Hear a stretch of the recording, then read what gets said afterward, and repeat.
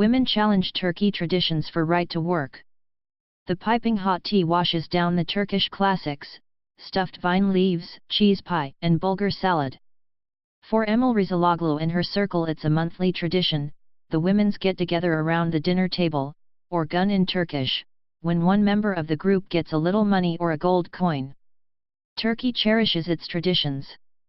But there's one that some here feel is holding the country back socially and economically, that of women not working, cast only as the homemaker. I got a university place but my father didn't want me to go, Ms. Rizaloglu says, as a freshly baked cake is added to the table. So I didn't work, I married and had children at 21 and I regret not studying. Some women can't find jobs and others in Turkey are married off young. It's an old-fashioned mentality. Just 34% of women in Turkey work, by far the lowest of the 35 industrialist countries of the Organization for Economic Cooperation and Development, OECD, where the average is 63%. Critics of President Recep Tayyip Erdogan say his rhetoric is worsening the situation. At a rally 2 years ago, he called women who aren't mothers deficient. Previously, he's urged women to have at least 3 children and denounced birth control as treason. Turkey now ranks 130 of 144 in the Gender Gap Index of the World Economic Forum, based on access to health services, educational attainment, economic participation, and political empowerment. But Ravza Kavakçıkan, an MP with the ruling AK party, says the government has liberated conservative women by revoking Turkey's old ban on headscarves in public institutions. This enables women who choose to wear the headscarf to join the workforce and get an education, she says. But it takes time for policies to apply to real life. Is it, though, right for the president to tell women how many children they should have or criticize those who choose not to have a family? As a president, he looks to the future of our society, she replies. Turkey has an aging population and we need more young people, so it's totally a demographic point of view. There are just 2 female ministers in the Turkish cabinet, one is the Minister for Family. We're in a better place than we were, but we have a long way to go, just like many countries, concedes Ms. Kavakçıkan. The economic impact of the gender imbalance is clear.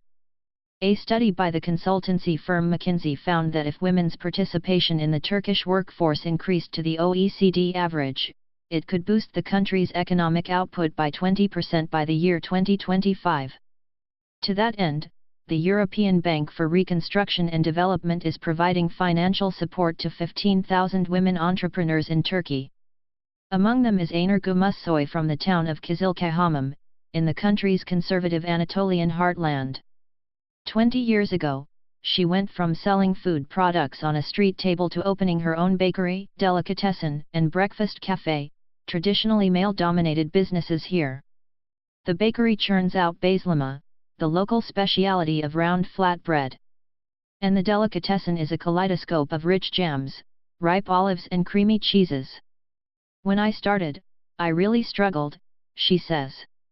People frowned upon women who worked, they pitted me. Even my parents were almost ashamed of me. But now I've become an example for others, pointing out several shops in the town now owned by women. My message to women is be brave and look to the future, she adds, laughing. If I'd lost faith, I wouldn't be here today. But for much of the country, she is still an exception. The general trend is towards an increasingly patriarchal society, where conservative values and religion are dominating ever more. And the culture of female subservience here has gone hand in hand with soaring domestic violence. Around 40% of women in Turkey suffer physical abuse. Some 300 to 400 a year die from it. Official statistics show a 1,400% increase in reported cases of domestic violence between 2003 and 2010. The government says it's because women are being more encouraged to come forward.